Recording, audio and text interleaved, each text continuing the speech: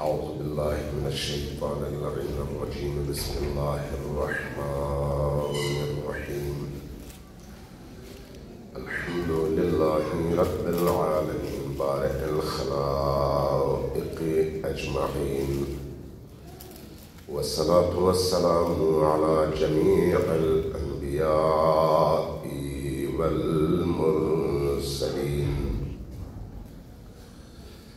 سيما من سمي في الآفاق بأحمد وفي الأرض بأبي القاسم محمد.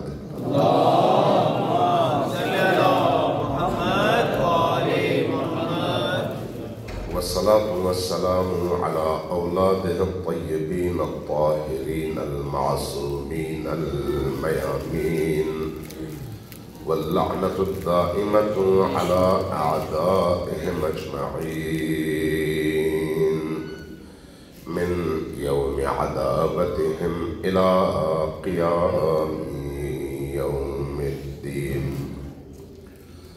أما بعد، فقد قال رسول الله صلى الله عليه وآله وسلم: فاطمة بضعة مني، فمن أحبها أحبني، ومن أبغضها أبغضني، ومن أبغضني أبغض الله.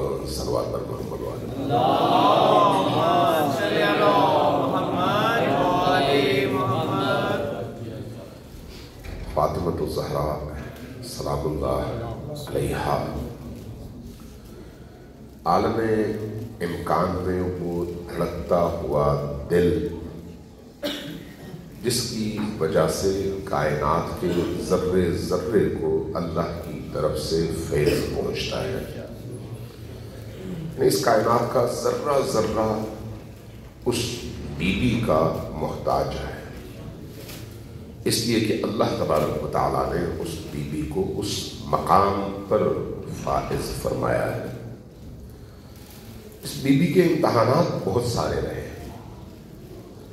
ہر حوالے سے آپ نے امتحان دیا اور ان امتحانات میں کامیابی حاصل کی. اگر ہم ان کی زیارت دیکھیں تو ان کی زیارت ہی میں اللہ تبارک و تعالیٰ کی بارگاہ میں ان کے امتحان کے تذکرے سے آپ زیارت کا آغاز کرتے ہیں. کہتے ہیں کہ السلام علیک یا ممتحنتو، میرا سلام ہو آپ پر وہ ہستی جس نے امتحان دیا. یا ممتحنتو امتحنک اللہ قبل ان یخلقکی، قبل اس کے کہ آپ کو اس دنیا میں بھیجا جاتا اللہ نے آپ کا امتحان لیا، آپ کو آزمایا، اور اس آزمائش اور امتحان نے آپ کو مکمل اور کامل پایا. یہ کب کی بات ہے؟ عالم زر کی. وہاں پر امتحان دینا اس معنی میں ہے کہ اس عالم میں وہ ہستی جس طرح کی مشکلات کا سامنا کرنا پڑے، جذباتیت سے ہٹ کر اپنے مقام اور منصب کے اعتبار سے اللہ کے ناموس کی حفاظت کے لیے ہر قربانی پوری معرفت اور پورے علم کے ساتھ اس عالم میں دینے کے لیے تیار ہے. ہم جب آپس میں دیکھتے ہیں ایک دوسرے کو تو ہم اپنے آپ کو، چونکہ ہم جذباتی لوگ ہیں، ہمارے اندر احساسات ہیں، ہمارے اندر جذبات ہیں، اور اکثر اوقات ہمارے جذبات جب عقل کے ساتھ ٹکرائیں تو ہم جذبات کی طرف زیادہ بہہ جاتے ہیں. اس لیے پھر ہمارے جذبات کا اظہار عقل کے خلاف ہوتا ہے، اور جب ایسی صورتحال ہو تو بعد میں پھر ہمیں پشیمانی ہوتی ہے، ندامت ہوتی ہے، اور اس ندامت کی وجہ سے پھر ہم واپس پلٹتے ہیں اور توبہ کرتے ہیں، معافیاں مانگتے ہیں، چاہے وہ اللہ کے معاملے میں ہو چاہے اللہ کے بندوں کے معاملے میں. اس لیے کہ ہم ان جذبات کے تلاطم میں مبتلا ہوتے ہیں جو عقل سے ٹکرا رہے ہوتے ہیں اور ہمارے اندر موجزن ہوتے ہیں.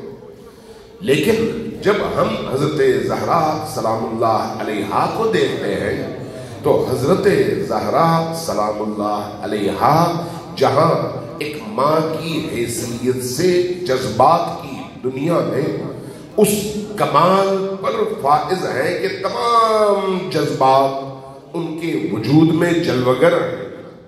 وہیں پر عقل کے اعتبار سے اگر آپ دیکھیں تو آپ ان کو عقل کے ان معیارات پر بھی تمام تر عقول کے مجموعے کی شکل میں یکجا عقل کل کی حیثیت سے پاتے ہیں. یعنی ہر معاملے میں اپنے کمال پر، ہر معاملے میں. اس لیے آپ یہ دیکھیے کہ حضرت زہرا سلام اللہ علیہا کی یہ جو زندگی نبی کریم کے بعد گزری ہے، اس زندگی میں امیر المؤمنین پیچھے رہے اور حضرت فاطمۃ الزہرا سلام اللہ علیہا کشتی کے اس پاسبان اور کشتی چلانے والی ہستی کے طور پر آگے رہی.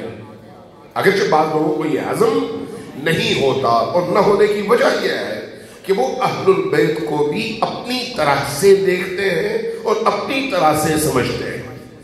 اگر اپنے ان خیالات، جذبات اور اس کی دنیا سے نکل کر ہم اللہ کے نمائندے، اللہ کی حجت، اللہ کی ولیہ، اللہ کے اس عظیم منصب پر فائز اس ہستی کے طور پر دیکھیں جس نے اس عالم میں اپنے وہ سارے امتحانات دینے کے بعد اللہ کی بارگاہ میں سرخروئی کے ساتھ اس عالم میں قدم رکھا ہے، تو پھر ہمارا زاویہ یہ نگاہ بالکل بدل جائے.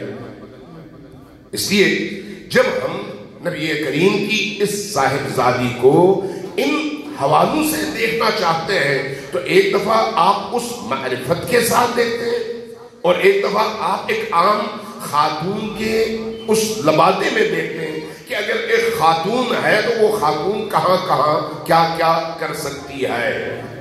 اس لیے جو نبی کریم کی ازواج ہیں ان میں اور اس بی بی میں اس لحاظ سے بڑا فرق ہے.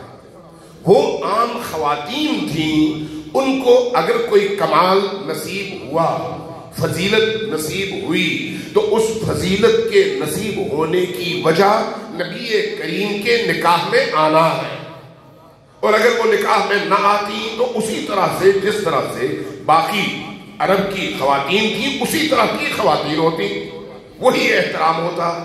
لیکن چونکہ نبی کے نکاح میں آئیں، اس لیے نبی کے نکاح میں آنے کے بعد ایک فضیلت ان کو نصیب ہوئی.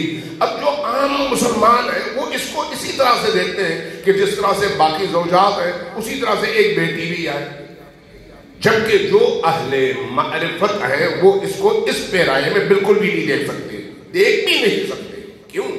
اس لیے کہ بی بی وہ ہستی ہے جن کی ولادت اس دنیا میں جو ہوئی ہے اس میں بھی جو اللہ کی طرف سے خاص اہتمام ہے وہ کسی اور مخلوق کے حوالے سے آپ کو اس پورے عالم ہستی میں نظر نہیں آتا.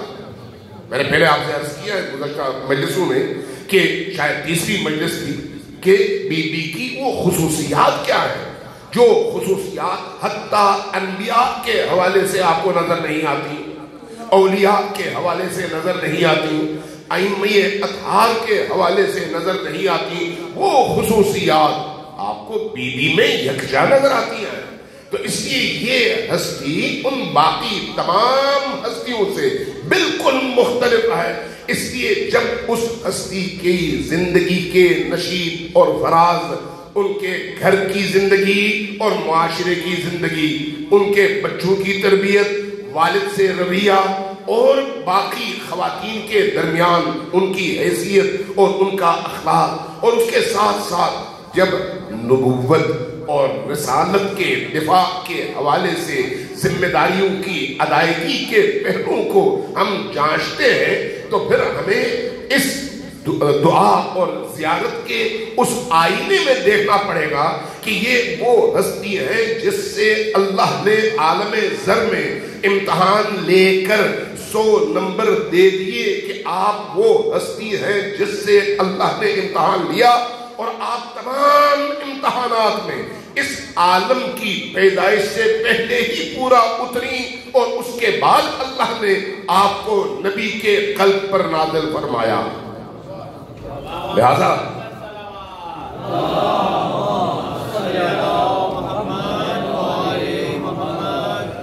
جیسے پہلے میں نے عرض کیا کہ اس ہستی کو جانچنے کے لیے وہ جو 3 رشتوں کے پہلو ہیں وہ کافی نہیں ہے۔ اس ہستی کو خود اس ہستی کے پیمانے میں، اس ہستی کے آئینے میں، اور اس ہستی کی اپنی ذات کی شناخت کے اعتبار سے ہی ہمیں دیکھنا ہوگا، اور اس کا جائزہ لینے کے لیے ہمیں نبی کی احادیث پڑھنی پڑیں گی، اور نبی کے بعد ائمہ اہل البیت علیہ السلام نے اس ہستی کو جس طرح سے پیش کیا اور جس طرح ان کا تعارف کروایا ابتدا سے لے کر انتہا تک، اس کو دیکھنا ہوگا۔ جب ہم اس کو دیکھیں گے تو ہمیں ایک نئی شخصیت نظر آئے گی اس نسبت سے جو ہم نے اس سے پہلے سمجھا تھا۔ لہذا بی بی کو سمجھنے کے لیے اس آئینے میں دیکھنے کی ضرورت ہے۔ صلوات علیہ محمد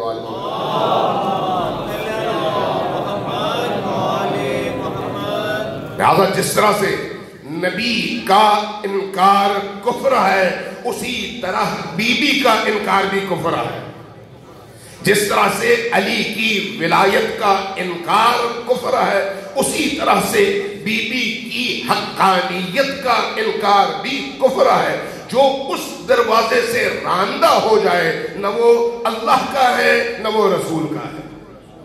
اسی لیے بڑا ہی اہم نقطہ ہے کہ بی بی سلام اللہ علیہا کی زندگی کا ہر دن اور آپ کی زندگی کے ہر پل میں انجام پانے والا ہر کام انسانوں کی ہدایت کے لیے حجت کی حیثیت رکھتا ہے، اور وہ ہمارے لیے دلیل ہے کہ ہم اس کے ذریعے سے اللہ تک پہنچ سکتے ہیں۔ صلوات علیہ محمد و آل محمد۔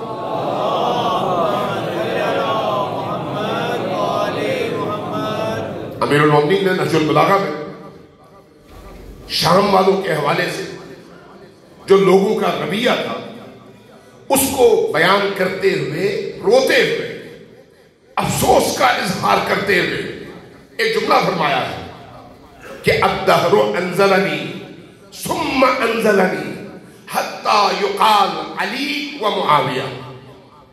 اس دنیا نے مجھے اتنا نیچے گرا دیا، اتنا نیچے گرا دیا، یہ نہج البلاغہ کے جملے ہیں، اتنا نیچے گرا دیا کہ اب علی کا جب نام لیا جاتا ہے تو مقابلے میں معاویہ کا نام لیا جاتا ہے۔ یہ امیر المومنین کا اپنا جملہ ہے۔ اس کا مطلب کیا ہے؟ دنیا نے اس گھرانے کو پہچانا نہیں، جب پہچانا نہیں تو پھر اپنی طرح سے سمجھا، جب اپنی طرح سمجھا تو پھر ہر معاملے میں اس عنوان سے دیکھا کہ میرا بھی ایک ووٹ ہے، ان کا بھی ایک ووٹ ہے، میں بھی آزاد ہوں اپنی رائے دینے میں اور یہ بھی آزاد ہے اپنی رائے دینے میں۔ اگر ہماری آراء آپس میں ٹکرا جائیں تو مجھے اختیار ہے کہ میں اپنی عقل کے مطابق فیصلہ کروں۔ جبکہ فاطمۃ الزہراء سلام اللہ علیہا اور علی و آل علی میں سے ائمہ اہل البیت علیہ السلام کا حکم اس اعتبار سے باقی انسانوں سے یکسر مختلف ہے۔ ان کا حکم وہی ہے جو اس معاملے میں نبی کریم کا حکم ہے، جو نبی کا مقام ہے، نبوت سے ہٹ کر، رسالت سے ہٹ کر، چونکہ وہ خاتم النبیین ہے۔ اگر اطاعت کے اعتبار سے دیکھا جائے، اسوہ کے اعتبار سے دیکھا جائے، نمونہ عمل کے اعتبار سے دیکھا جائے، تو جو مقام نبی کا ہے وہی مقام فاطمہ کا ہے۔ جو مقام ادھر ہے وہ مقام ادھر ہے۔ مجھے نہیں معلوم، یاد نہیں ہے مجھے کہ میں نے آپ سے یہ عرض کیا تھا یا نہیں، لیکن میں تکرار کر دیتا ہوں کہ اگر آپ آج کے 8 ارب انسانوں کو دیکھیں آج کے 8 ارب انسان جو آج موجود ہیں، اگر ان 8 ارب انسانوں کو دیکھ لیں آپ تو آپ کو آدھی آبادی خواتین کی نظر آتی ہے. تو نبی کریم رسول ہو کر، نبی ہو کر ان خواتین کے لیے زندگی کے تمام پہلوؤں میں اسوہ اور نمونہ کبھی نہیں بن سکتے، نہ ماں کی حیثیت سے، نہ بہن کی حیثیت سے، نہ بیٹی کی حیثیت سے، نہ بیوی کی حیثیت سے، چونکہ ان کا مردانہ جو پہلو ہے وہ یہاں پر رکاوٹ ہے کہ کوئی خاتون اس حیثیت سے ان کو اپنا اسوہ بنائے. اس لیے کہ جذبات جو ایک خاتون کے ہوتے ہیں وہ مرد کے کبھی نہیں ہوتے. معاملات کو ٹیکل کرنے کا جو انداز ایک خاتون کا ہوتا ہے وہ کبھی مرد کا نہیں ہوتا. اس لیے مرد کے لیے مرد نمونہ بنتا ہے اور عورت کے لیے عورت.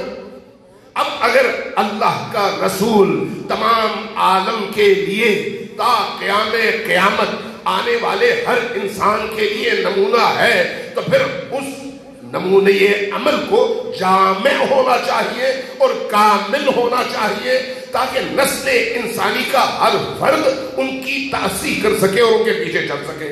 اب خواتین کیا کریں؟ ایک ماں ہونے کی حیثیت سے، بیوی ہونے کی حیثیت سے، بیٹی ہونے کی حیثیت سے اگر وہ تأسیس کرنا چاہے کہ ایک بیٹی فلان خاص ماحول اور فلان خاص حالات میں کون سا کردار ادا کرے تو اس کو کہاں جانا چاہیے؟ آپ کو فاطمہ الزہرا سلام اللہ علیہا کے علاوہ کوئی ایسا رول ماڈل نہیں ملتا. اس لیے بعض علماء نے یہ لکھا ہے کہ اگر نبی کی رسالت میں کوئی شریکہ نظر آ سکتی ہے تو وہ اس پورے عالم میں صرف ایک ہستی ہے جس کو فاطمہ الزہرا کہتے ہیں، جو تمام خواتین کے لیے نمونہ عمل.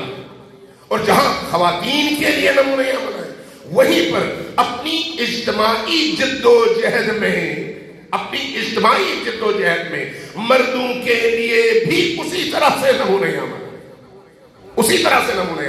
اس لیے امام زمان علیہ السلام سے منسوب کچھ احادیث ہیں اور اسی طرح سے امام صادق علیہ السلام سے منسوب کچھ احادیث ہیں جس میں انہوں نے یہ فرمایا کہ فاطمہ سلام اللہ علیہا کی سیرت میں خود ہمارے لیے بھی اسوہ ہے، وہی جو اجتماعی ان کی جد و جہد.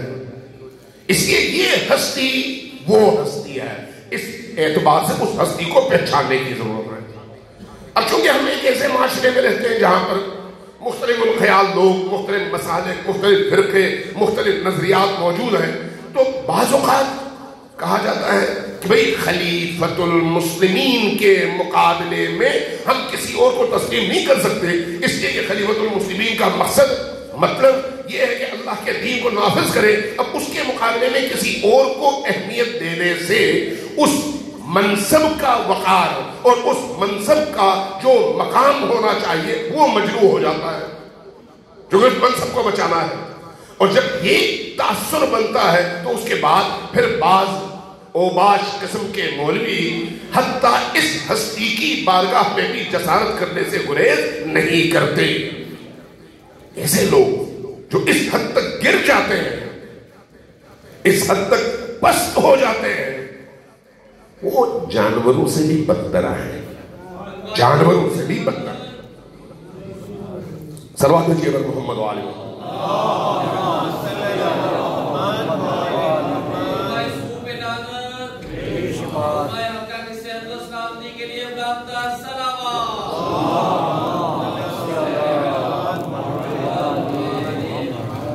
ہمارے ایک حدیث ہے، جب ہم پاکستان کے اس پس منظر میں دیکھتے ہیں کہ آج صورتحال یہ ہے کہ سب سے نچلے طبقے، سب سے اعلیٰ ترین طبقے کے ساتھ میں رکھ کر بزور طاقت کوشش کی جاتی ہے کہ ان دونوں کو برابر سمجھو.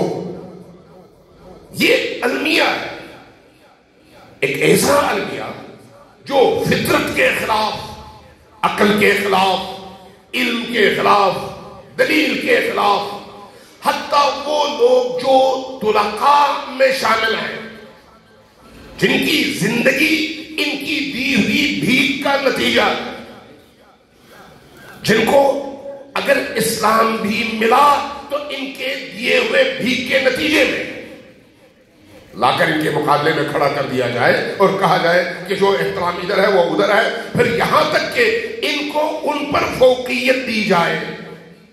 اس عالم میں اگر خدا کے بعد کسی کا مقام ہے تو وہ یا محمد ہیں یا علی ہیں یا علی کے بچے ہیں، علی کے گھر والے ہیں۔ کون مائی کا لال کسی دلیل کی بنیاد پر یہ بات ثابت کر سکتا ہے کہ ان کے مقابلے میں کسی اور کو لایا بھی جائے اور ان کو اہمیت بھی دی جائے؟ جو کچھ بھی اس عالم میں ہے ان کے بعد، چاہے پاکیزہ ترین لوگ، چاہے اللہ کے انبیاء ہی کیوں نہ ہو، نبی کریم کے گھرانے کے بعد ہے۔ اب ایک سمپل سا ایک واقعہ عرض کر دیتا ہوں۔ ہمارے یہاں ایک حدیث ہے معروف، من مات ولم یعرف امام زمانہ مات میتۃ جاہلیۃ، جو شخص مرا اور اس نے اپنے وقت کے امام کو نہیں پہچانا، من مات ولم یعرف امام زمانہ، اپنے وقت کے امام کو نہیں پہچانا، مات میتۃ جاہلیۃ، تو وہ جاہلیت کی موت مر گیا۔ ہمارے یہاں بھی ہے، اہل سنت کے یہاں بھی ہے، لیکن اہل سنت کے یہاں بہت سارے علماء نے کہا ہے کہ یہ حدیث مستند ہے۔ کچھ نے، ابن تیمیہ جیسے لوگوں نے اس حدیث کی سند پر اعتراض کیا اور اعتراض کر کے کہا کہ نہیں، ہمارے یہاں ایک اور حدیث ہے وہ درست ہے۔ وہ کیا ہے؟ من مات ولم یکن علی عنقہ بیعۃ فہو مثلا مات میتۃ جاہلیہ، جو شخص مرے اس عالم میں کہ اس کی گردن پر اپنے وقت کے امام کی بیعت نہ ہو تو وہ جاہلیت کی موت مرا۔ اور اس پر ابن تیمیہ جیسے سختگیر انسان نے، جو اہل بیت سے متعلق ہر حدیث کو کوشش کرتے ہیں کہ ریجیکٹ کر دیں، پوری اس کی تھیوری اسی چیز پر قائم ہے کہ اہل البیت کی فضیلت میں اگر کوئی چیز آئے تو اس کو مبالغہ سمجھ کر، سند پر اعتراض کر کے یا کوئی اور بہانے سے اس کو نکال دیا جائے اور کہا جائے کہ یہ تو بے سند ہے، اس کی کوئی حیثیت نہیں ہے۔ لیکن وہ بھی اس حدیث میں آ کر یہ والا جملہ کہتا ہے اور کہتا ہے کہ یہ والی حدیث جو ہے یہ متقن ہے، مستند ہے اور درست ہے۔ اب ایک سوال ہے، جب بدک کا معاملہ اٹھایا جاتا ہے، بدک کا، تو لوگ بڑے حساس ہو جاتے ہیں۔ ایک سوال ہے کہ بی بی دو عالم نبی کریم کے بعد آپ کے عقیدے کے مطابق اگر رعایا میں سے ہے تو اسی حدیث کے مطابق، یہ جو حدیث ہے وہ والی حدیث جس کو آدھے سے زیادہ اہل سنت علماء محدثین صحیح مانتے ہیں، یا یہ والی حدیث جس کو سارے علماء صحیح مانتے ہیں؟ میں شیعہ حدیث کی بات نہیں کر رہا۔ بی بی دو عالم اگر انہی رعایا میں سے ہیں تو ان پر فرض ہے کہ ان کی گردن پر ان کے زمانے کے امام کی بیعت ہو، درست ہے؟ یعنی ان کی گردن پر بیعت ہونی چاہیے، ان کو کسی کی بیعت کرنی چاہیے، اور جس کی بیعت کرنی چاہیے اس کو کیا ہونا چاہیے؟ وقت کا امام۔ اب دنیا کی ساری حدیث کی کتابیں کنکال کر لائیے اور بتائیے کہ بی بی دو عالم کی گردن پر کس کی امامت کی بیعت موجود تھی؟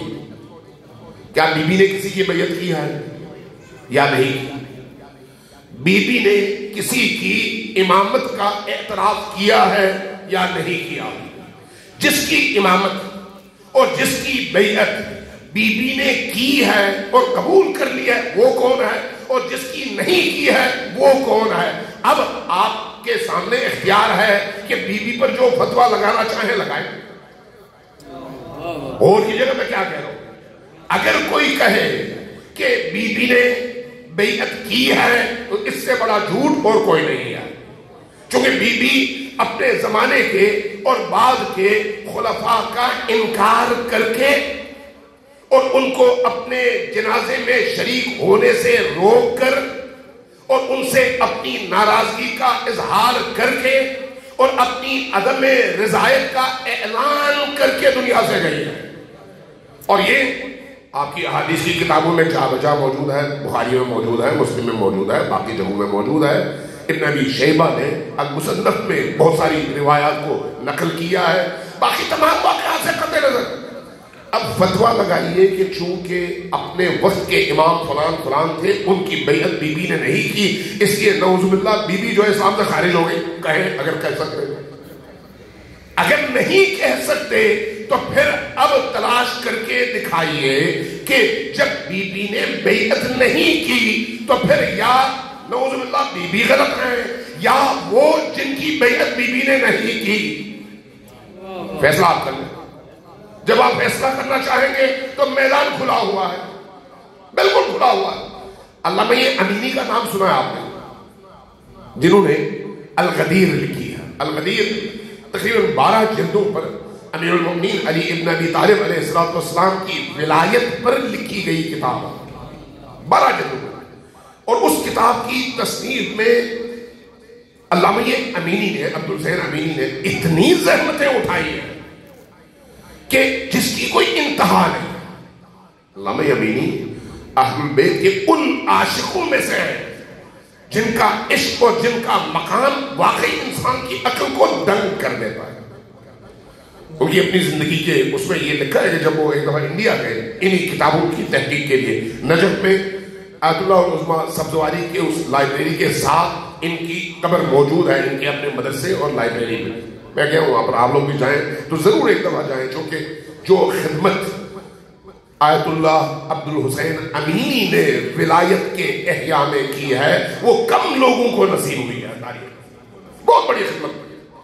وہ خود یہ کہتے ہیں کہ جب میں انڈیا گیا 6 مہینے وہاں پر موجود لائبریریز اور کتابوں کی خاک چھانتے رہے اور 6 مہینے کے بعد واپس آئے اور واپس آ کر جو انہوں نے تحقیقات کی تھی وہ لا کر الغدیر کی صورت میں اس میں شامل کیا.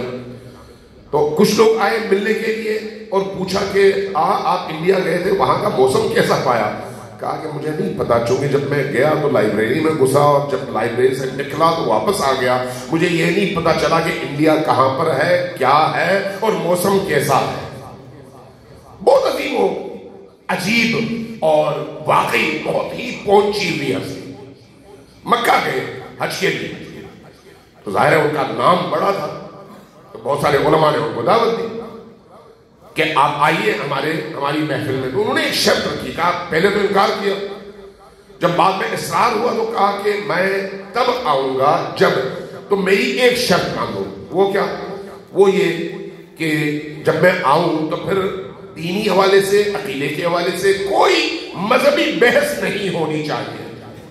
کہا چلے گئے، بڑے بڑے علماء کرام کو بلایا گیا. اب درمیان میں کسی نے کہہ دیا کہ چلے ہر ایک کوئی نہ کوئی حدیث سنا دے. انہوں نے کہا میں نے تمہیں پہلے ہی منع کیا تھا کہ یہ کام نہ کرو. کہا اب شروع کر رہے ہیں تو چلے برکت کے لیے اس بنیاد پر ہر ایک میں کوئی نہ کوئی حدیث سنائی. اس کے بعد علامہ امینی سے کہا کہ آپ کچھ سنائیں. تو انہوں نے فرمایا میں سنانے سے پہلے ایک سوال پوچھتا ہوں. یہ جو حدیث ہے من مات ولم یعرف امام زمانہ مات میتۃ جاہلیہ، کیا یہ حدیث آپ کے منابع میں موجود ہے یا نہیں؟ سب نے کہا کہ ہاں ہے. کہا درست ہے یا نہیں؟ کہا سب نے درست ہے. تو اس کے بعد فرمایا کہ اگر یہ حدیث بالکل درست ہے تو اس کا مطلب کیا ہے؟ وہ شخص جس کی گردن پر کسی امام کی بیعت نہ ہو، وہ شخص جو اپنے وقت کے امام کو پہچان نہ سکے تو وہ کفر کی اور جہالت کی موت مرا ہے. کہا ہاں بالکل. تو کہا اب حضرت فاطمہ الزہرا سلام اللہ علیہا کے حوالے سے تمہارا کیا خیال ہے کہ وہ آیا نعوذ باللہ جہالت کی موت دنیا سے گئی ہیں یا پھر باطل کا انکار کر کے گئی ہیں؟ جیسے یہ سوال اٹھا تو تمام علماء کرام بیٹھے ہوئے تھے، سوچتے رہے اور اس کے بعد سر جھکایا، پھر خاموشی کے ساتھ نکل گئے. دیکھیں دلیل کی دنیا میں، قرآن اور حدیث کے ان مفاہیم اور معارف کی دنیا میں اہل البیت کی حقانیت کا اگر کوئی انکار کرے تو ایسا ہی ہے جیسے سورج کے سامنے انکار کرتے ہوئے کہے کہ نہیں دن نہیں ہے رات ہے. جو یہ ہستیاں ایسی ہستیاں ہیں، لیکن عام انسانوں کو، عام جوانوں کو گمراہ کرنے کے لیے مختلف ہیلے، مختلف بہانے اور مختلف پہلو نکال کر لوگوں کے ذہنوں کو مشوش کیا جاتا ہے. اور ہماری مشکل یہ ہے کہ ہمارے لوگ پڑھتے نہیں ہیں. جب پڑھیں گے نہیں تو غور نہیں کریں گے، غور نہیں کریں گے تو چھوٹے سے چھوٹے سوال پر بھی پھنس جائیں گے. اب ایک سوال، میں یہاں پر ابھی کل بھی مجھے یہ سوال بھیجا گیا، پشاور میں پچھلے ہفتے تھا، وہاں پر بھی کئی لوگوں نے مختلف محافل میں یہی سوال کیا. کیوں لوگ یہ سوال ذہن میں انڈیلتے ہیں؟ وہ کیا ہے کہ بھئی علی تو دنیا کا سب سے بہادر انسان تھا. جی تھا. علی تو سب سے بڑا غیرت مند انسان تھا. بالکل تھا. تو پھر یہ کیسے ہوا کہ علی موجود ہوں اور علی کے گھر کے دروازے کو آگ لگائی جائے اور علی خاموش رہے؟ کیوں تلواریں نکالی؟ اچھا دوسری طرف یہ کیسے ہوا کہ علی موجود ہو اور ان کی زوجہ دروازے پر آئے اور وہ آ کر دروازہ کھولے اور اس کے بعد ان کے ساتھ وہ مظالم ڈھائے جائیں؟ بھول جاتے ہیں کہ دین تمہارے جذبات کا پابند نہیں ہے. دین اپنے ان اعلیٰ ترین مقاصد اور اہداف کا پابند ہے، اور ان اہداف کے لیے جہاں دین کو ضرورت پڑے وہاں پر جان، مال، ناموس، ہر چیز کی قربانی دین میں آپ کا فریضہ کہلاتا ہے. بھول جاتے ہیں وہاں پر پھر اپنے جو آپ کے معاشرتی رویے ہیں ان کو معیار بنانا چاہتے ہیں. خود امیر المومنین سے بعض لوگوں نے یہی سوال کیا، خود امیر المومنین سے کہ یا امیر المومنین آپ کیوں نہیں نکلتے؟ امیر المومنین نے کیا جواب دیا؟ حضرت موسیٰ کی جو داستان ہے کہ حضرت موسیٰ کوہ طور پر گئے تو کوہ طور سے واپس آتے ہوئے کیا ہوا؟ حضرت موسیٰ جب کوہ طور پر گئے اس سے پہلے اپنے معاشرے کو موحد بنا کر گئے، توحید کا پابند بنا کر گئے، ایک خدا کی عبادت پر سب کو جمع کر کے گئے اور سب اب موحد تھے. حضرت موسیٰ چلے گئے کوہ طور پر اور گئے 1 ماہ کے لیے اور اپنی جگہ جانشین بنا کر گئے حضرت ہارون کو. اور جب کوہ طور پر گئے تو اللہ نے 10 دن مزید ان کو روک دیا، ہو گئے 40 دن. 40 دن کے بعد جب واپس آئے تو کیا دیکھا؟ ہارون جو حضرت موسیٰ کے جانشین ہیں، حضرت موسیٰ کے بھائی ہیں اور امت میں ان کی جگہ ان کے خلیفہ ہیں. آئے کیا دیکھا؟ ساری امت اللہ کو چھوڑ کر سامری کی سازشوں کا شکار ہو کر چلی گئی ہے گوسالہ پرستی کے لیے اور سب کے سب گوسالہ پرست بن گئے. جب یہ منظر دیکھا تو حضرت موسیٰ کو بڑا غصہ آیا، جلال آیا. آئے بھائی کے پاس، بھائی کو کھینچا اپنی طرف، قرآن کی آیات یہی بتاتی ہیں، کھینچا اپنی طرف اور کھینچ کر غصے میں اور غضب کے ساتھ پوچھا کہ یہ سب کچھ ہوا تم خاموش کیسے رہے؟ یعنی توحید بچا نہیں، توحید کا خلا کما ہو گیا، توحید معاشرے سے ناپید ہو گیا، یہ دوبارہ گوسالہ پرست بن گئے اور تم نے کیسے برداشت کیا؟ حضرت ہارون نے جو جواب دیا، جس کو اللہ تبارک و تعالیٰ نے اپنی آیت بنا کر تا قیام قیامت آپ سے کہا کہ ہمیشہ یہ پڑھو تاکہ سمجھ سکو کہ ہر دور میں ہارون کے ساتھ ایسا ہی ہوتا ہے. آیت بنا کر بھیجا. ہارون نے کیا کہا؟ اے میری ماں کے بیٹے، یبن اے میری ماں کے بیٹے، اس قوم نے مجھے اتنا کمزور کر دیا، اتنا کمزور کر دیا اور مجھے قتل کرنے کے در پہ ہو گئے کہ اگر میں اس معاملے میں ان کے سامنے کھڑا ہو جاتا تو یہ آپ کا بھی انکار کر دیتے اور مجھے بھی قتل کر دیتے. اس لیے میں اس انتظار میں خاموش رہا کہ آپ آئیں تاکہ ہم مل کر دوبارہ ان کے اندر توحید پیدا کر سکیں اور بت پرستی کا خاتمہ کر سکیں. لیکن میری جو یہاں پر خاموشی رہی، اس خاموشی کی وجہ کیا رہی؟ نمبر 1 مجھے انہوں نے تنہا کر دیا اور نمبر 2 انہوں نے میری قتل کا منصوبہ بنا لیا. امیر المومنین سے جب پوچھا گیا کہ امیر المومنین آپ خاموش کیوں رہے؟ فرمایا کہ حضرت موسیٰ کے نمائندے اور بھائی ہارون کا تذکرہ قرآن نے انہی الفاظ میں کیا ہے اور اللہ کے رسول نے مجھے ہارون بنایا تھا.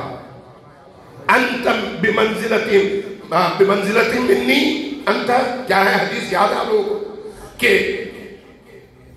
اب میرے ذہن سے حدیث کے الفاظ اتر گئے، آ جائے گا، یاد آ جائے گا تو میں عرض کروں گا کہ علی بمنزلت ہارون من موسیٰ، یا انت منی بمنزلت ہارون من موسیٰ، آپ میری نسبت وہی مقام رکھتے ہیں جو حضرت ہارون کو حضرت موسیٰ سے نسبت حاصل تھی، وہ مقام حاصل تھا۔ تو اس قوم نے مجھے کمزور کر دیا اور میرے سامنے کھڑی ہو گئی، اور جب یہ قوم کھڑی ہو گئی، اب اگر میں اٹھتا تو پھر وہ توحید کا پرچم جو اللہ کے رسول نے بلند کیا تھا، اسی توحید کے پرچم کو سب سے زیادہ نقصان پہنچتا۔ اس لیے اس نقصان سے بچنے کے لیے میں نے خاموشی اختیار کر لی۔ یہ امیر المومنین خود جواب دیتے ہیں اس سائل کے جواب میں جو امیر المومنین پر اعتراض کرتا ہے۔ اب ہم یہ بھول جاتے ہیں کہ نبی کے بعد کیا صورتحال تھی اس خطے کے اندر۔ ذرا غور کیجئے گا کیا صورتحال تھی جس کی وجہ سے بی بی دو عالم اس کیفیت تک پہنچی ہیں۔ نبی کریم بستر وفات پر تھے، آپ نے اصحاب کو بلایا اور فرمایا لاؤ کاغذ قلم میں لکھ دوں۔ اصحاب نے کیا کہا؟ آپ سب کو یاد ہے نا، اصحاب نے کیا کہا کہ حسبنا کتاب اللہ، ہمارے لیے کتاب کافی ہے، آپ کے لکھنے کی ضرورت نہیں ہے۔ یہاں تک کہ بعض روایات میں ہے کہ نبی کریم کی توہین شروع ہو گئی۔ بعض روایات میں ہے، اہل سنت کی روایات میں، شیعوں کی بات نہیں کر رہا، کہ نبی کریم کی بارگاہ میں اتنی آواز اونچی ہو گئی کہ آپس میں لڑنے لگے۔ بعض نے کہا کاغذ قلم لے آؤ، بعض نے کہا نہیں ہم لانے نہیں دیں گے۔ کیوں؟ اس لیے کہ ہم اللہ کی کتاب کو مانتے ہیں، نبی کی بات کو نہیں مانتے، ہمارے لیے اللہ کی کتاب کافی ہے۔ اب جب ماحول اس طرح کا ہو، اور وہ کب؟ نبی کریم کی اپنی حال حیات میں، اپنی حال حیات میں ابھی نبی زندہ۔ دوسرا، نبی کریم نے وہ جو آخری ایام ہے اس میں ایک لشکر ترتیب دیا، لشکر ترتیب دے کر ان تمام صحابہ کرام کو پابند کیا کہ آپ اس لشکر میں شامل ہوں اور اسامہ کے ساتھ جہاد پر جائیں۔ کہاں؟ روم کے بارڈر پر۔ ان میں سے سب نے انکار کر دیا۔ نبی ہیں، انکار۔ نبی کہہ رہے ہیں جاؤ، یہ کہہ رہے ہیں نہیں۔ جب خود نبی کی زندگی کے آخری لمحات میں نام لے لے کر، یہ آپ بخاری پڑھ لیں، مسلم پڑھ لیں، باقی صحاح کی کتابیں پڑھ لیں، آپ کو نتیجہ مل جائے گا کہ جب نبی کے آخری دور میں یہ صورتحال کچھ لوگوں نے پیدا کر دی تھی کہ خود نبی کے حکم کے مقابلے میں اپنے اجتہاد پر کھڑے ہو گئے کہ نہیں نبی کی بات ہم نے نہیں مانی، ہم نے اپنی کرنی ہے، تو اس کے نبی کے بعد تو پھر وہ رکاوٹ ہی دور ہو گئی، مسئلہ ہی ختم ہو گیا نبی کا۔ اسی نبی کے بعد اب یہ جری ہو گئے۔ اب تیسری چیز اسی حوالے سے جو بڑی اہم ہے اس ماحول کو سمجھنے کے لیے، وہ یہ ہے کہ مدینہ حقیقت میں منافقین کی ایک بہت بڑی تعداد مدینہ کے اندر موجود، بہت بڑی تعداد۔ آپ اگر قرآن کریم کی آیات دیکھیں تو جتنی مؤمنین پر آیات ہیں کم و بیش اتنی ہی آیات منافقین کے بارے میں۔ وجہ کیا ہے؟ وہ کہتے ہیں صرف 12 منافق تھے، 12 منافق تھے تو اتنی زیادہ آیتیں نازل کرنے کی وجہ کیا تھی؟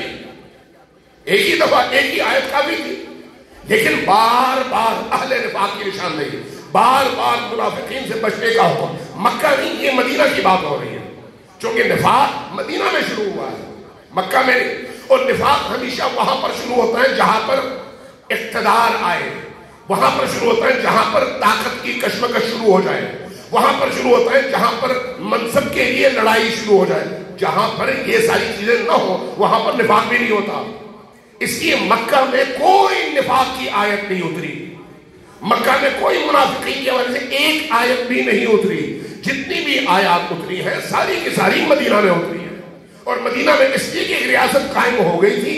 اب جو ہے کچھ لوگوں کی خواہش تھی کہ وہ ان تک پہنچے۔ اب اس فضا میں یہ ہمارے تاریخ کے سارے مورخین نے لکھا ہے، ایک کتاب ہے رحیق المختوم، اردو میں بھی ہے، عربی میں بھی ہے، فارسی میں بھی ہے، پشتو میں بھی ہے، انگریزی میں بھی ہے۔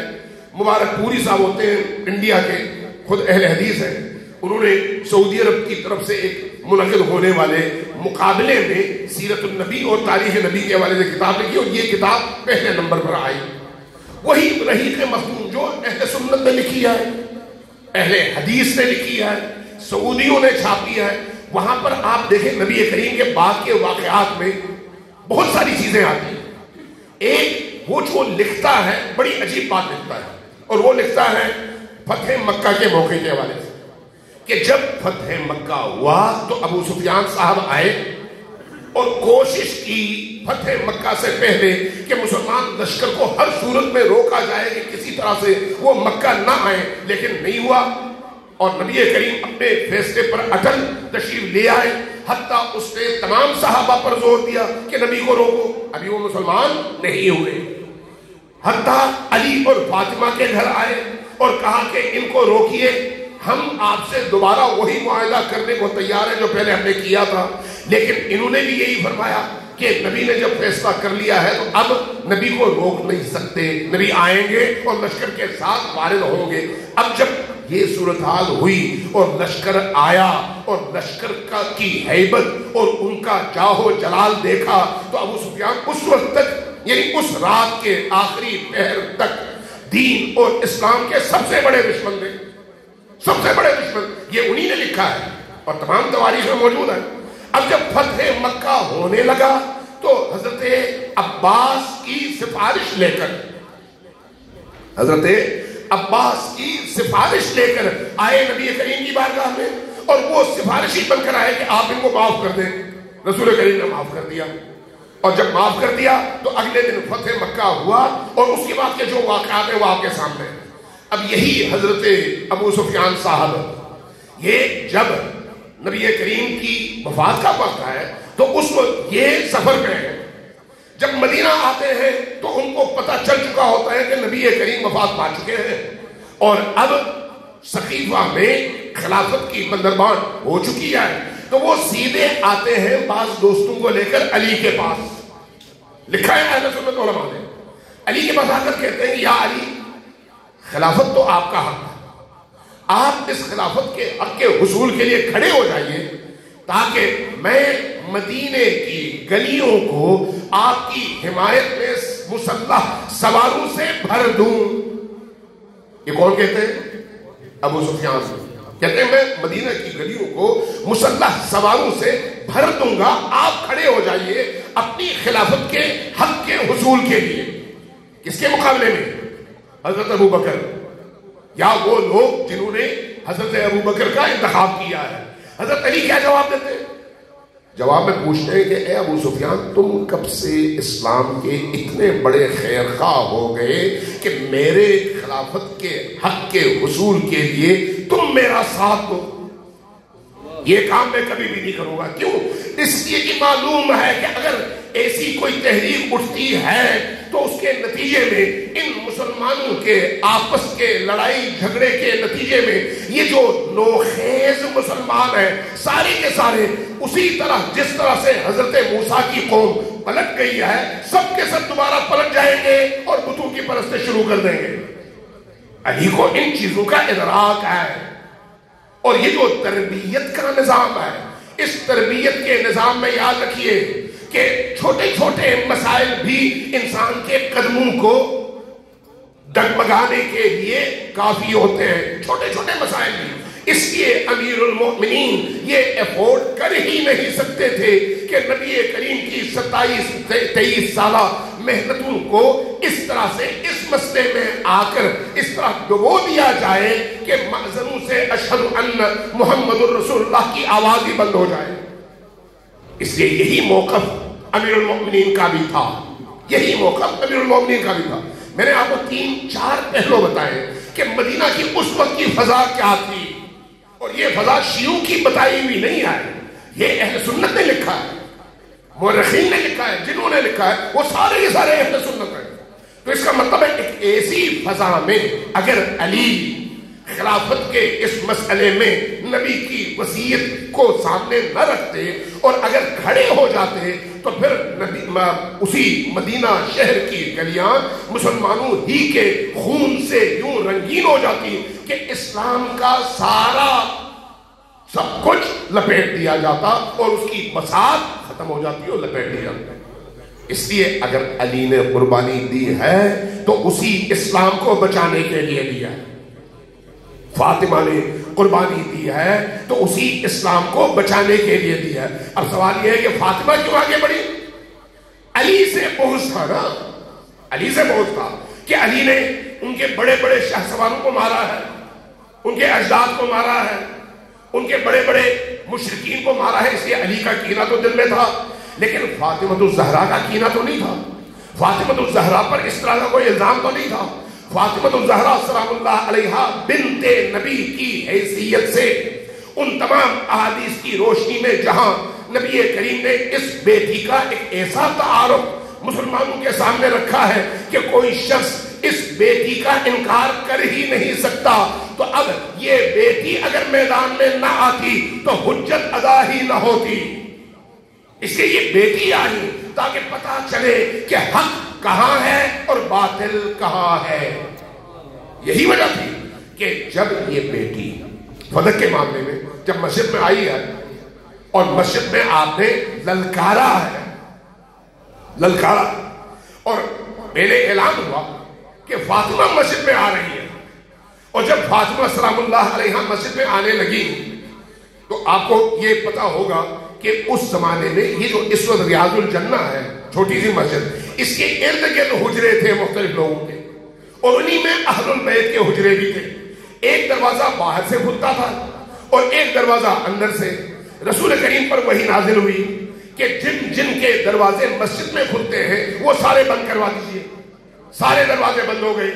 کون سا دروازہ کھلا رہا؟ صرف علی اور نبی کا، صرف علی اور نبی کا، باقی دروازے سارے بند۔ بعض صحابہ کرام نے ایک روشن دان کھلا رکھنے کی اجازت مانگی، لیکن رسول اللہ نے منع فرمایا کہ نہیں، اللہ کا حکم ہے سب بند۔ اس لیے اب جب لوگ نماز کے لیے آنا چاہتے تو باہر کے دروازے سے، اپنے دروازے سے نکل کر مسجد کے مین گیٹ سے اندر آتے، لیکن فاطمہ الزہرا کے گھر کا دروازہ اس مسجد میں کھلا ہوتا۔ جب کبھی یہ ہستیاں آنا چاہتی تو اپنے اسی دروازے سے فوراً مسجد کے اندر قدم رکھتی۔ لیکن جب بی بی نے اعلان کیا کہ میں قریش کی خواتین کے ساتھ مسجد میں آنے لگی ہوں اپنے حق کے اعلان کے لیے اور دفاع کے لیے، تو اس وقت آپ نے اس دروازے سے باہر قدم نہیں رکھا، آپ باہر کے دروازے سے باہر گئی اور گلیوں سے ہوتے ہوئے مین دروازے سے اندر آئی، تاکہ جن کو نہیں پتا وہ بھی دیکھ لیں کہ بنت نبی آئی ہے اس اعلان کے لیے اور بتانے کے لیے۔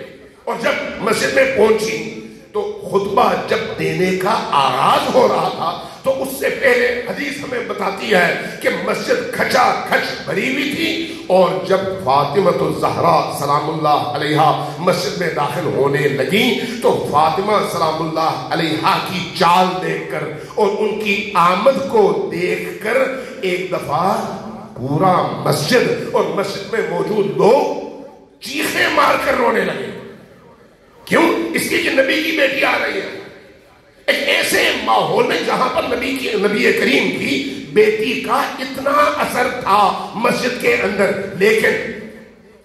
لیکن جب نبی کی بیٹی کو ان کے گھر میں محصور کیا گیا تو اس وقت پھر سامنے تلوار تھی کہ کون مقابلے میں اٹھتا ہے۔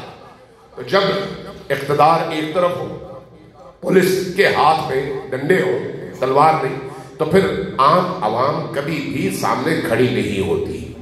اور یہی ہوا، لوگ کہتے ہیں ہمارا دل آپ کے ساتھ ہے لیکن ہم آپ کے دفاع کے لیے لڑ نہیں سکتے، اب جو فیصلہ ہو گیا رہنے دیں۔ اب اس فضا میں بی بی دو عالم نے دروازے پر آ کر اپنا تعارف کروا کر لوگوں کو بتا کر ہمیشہ یہ ثابت کرنے کی کوشش کی ہے کہ حق اسی دروازے اور چار دیواری کے اندر ہے۔ جو اس حق پر شب خون مارے گا وہ دنیا کے سامنے برہنہ ہوگا کہ وہ باطل ہے اور حق والے اس گھر کے اندر جمع ہیں۔ صلوات اللہ علیہ محمد وآلہ محمد۔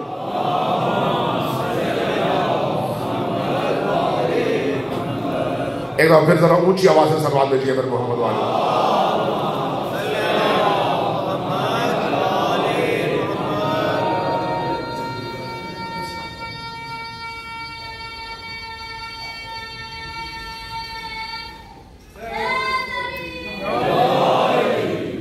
عزیزان گرامی، آج چونکہ آخری مجلس ہے، اس لیے یہ جو میں نے ابھی آپ کے سامنے کچھ عرائض پیش کی، یہ لوگوں کے سوالات تھے، اس لیے مجبور تھا کہ کچھ میں آپ کے سامنے جواب عرض کروں۔ اب سوال یہ ہے کہ ہم من حیث شیعہ، من حیث محب، اہل مودت اور اہل البیت کے پیروکار، کیا اسی پر خوش رہے کہ ہم نے کچھ مجالس میں شرکت کی اور ان سے محبت کا دم بھرا؟ یہی ہماری نجات کے لیے کافی ہے؟ یا اہل البیت علیہ السلام بھی ہم سے کچھ چاہتے ہیں؟ میں چاہوں گا اس حوالے سے چند چیزیں آپ کی خدمت میں عرض کروں۔ صلوات بھیجیے بر محمد وعلیہ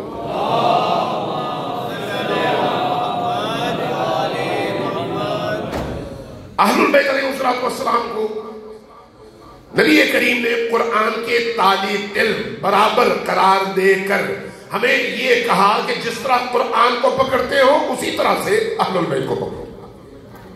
ہمیں برابر طور پر دونوں کو پکڑنے کا حکم ہے۔ قرآن کو پکڑنے کا مطلب کیا ہے؟ جو عبادات ہم پر فرض ہیں ان عبادات کو قرآن کے بتائے ہوئے اصولوں کے مطابق ہم انجام دیں۔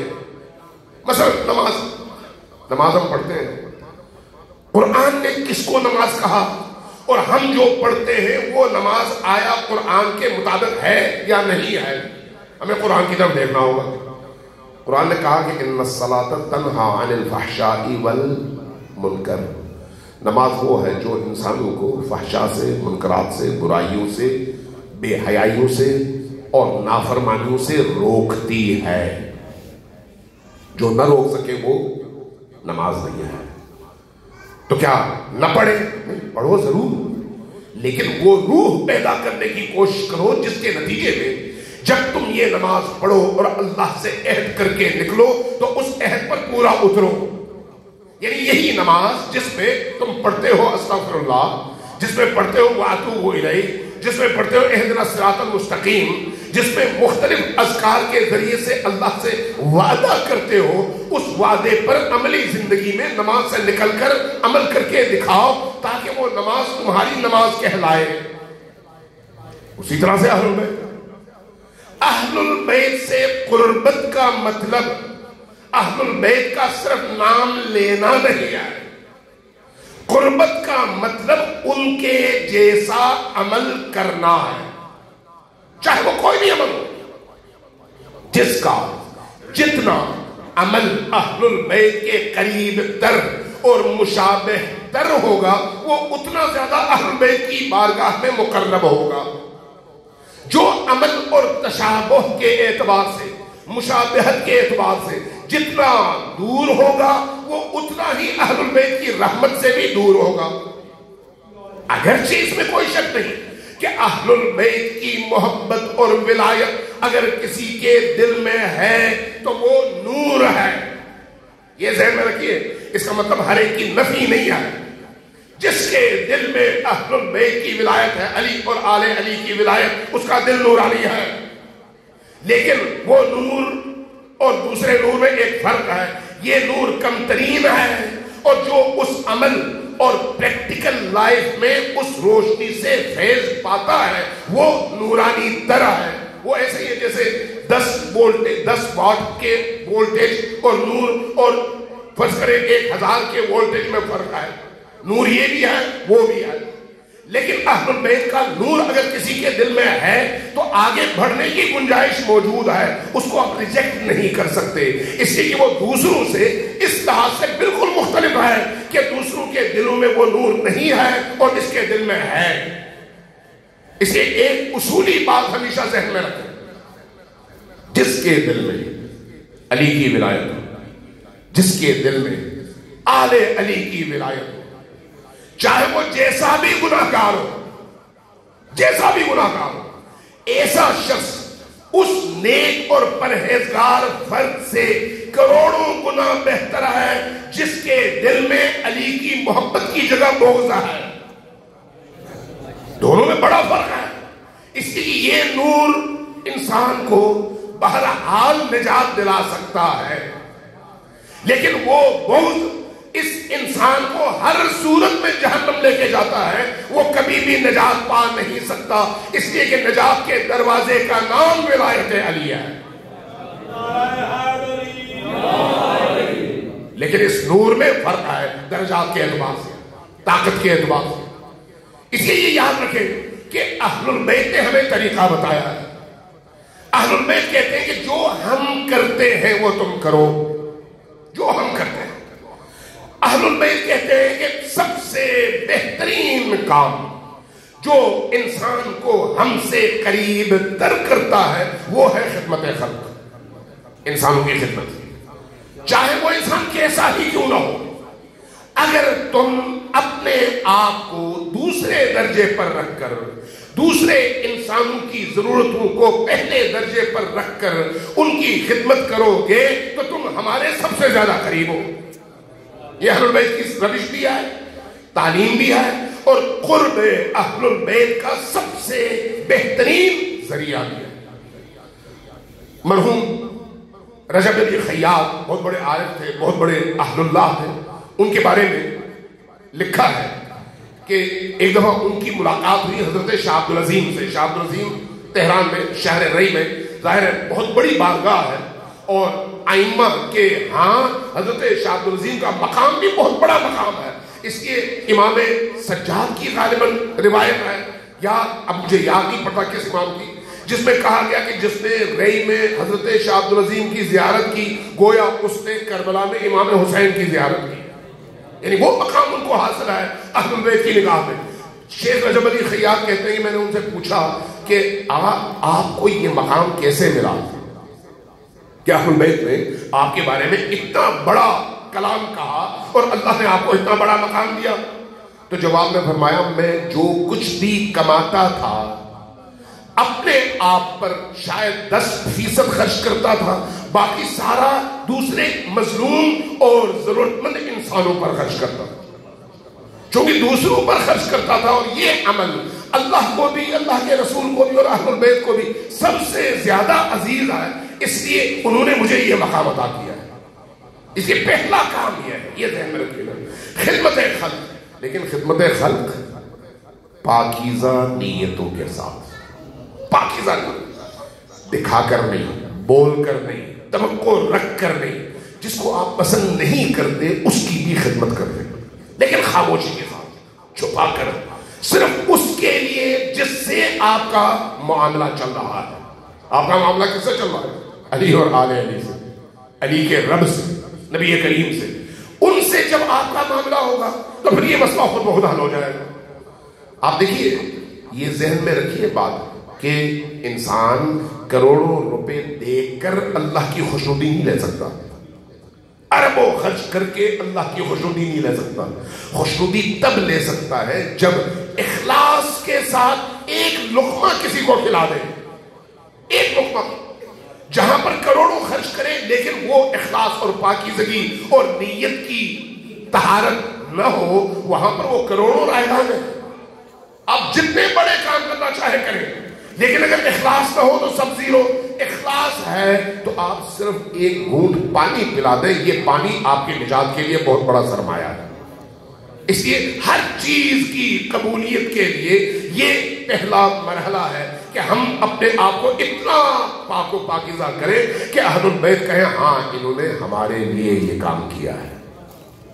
یہ جو آپ فضائل میں ہمارے خطیبوں سے، علماء کرام سے سنتے ہیں کہ قرآن کریم میں جو سورہ دہر کی آیات اہل البیت کے حوالے سے اتری، اہل البیت نے چاروں نے، امیر المومنین نے، حضرت زہرا نے، امام حسن نے، امام حسین نے روزہ رکھا، پہلا دن، دوسرا دن، تیسرا دن، اور افطار میں ایک دن یتیم، دوسرے دن اسیر، تیسرے دن مسکین، کھانا دے دیا اور جو کی روٹی تھی وہ دے دی، خود اسی طرح سے دوبارہ روزہ رکھا۔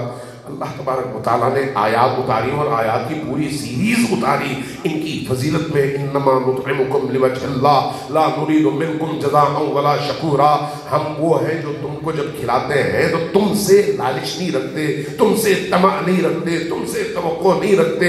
انما نطعمکم لوجہ اللہ، تمہیں کھلاتے ہیں لیکن اللہ کے لیے، لا نرید منکم جزاء ولا شکورا۔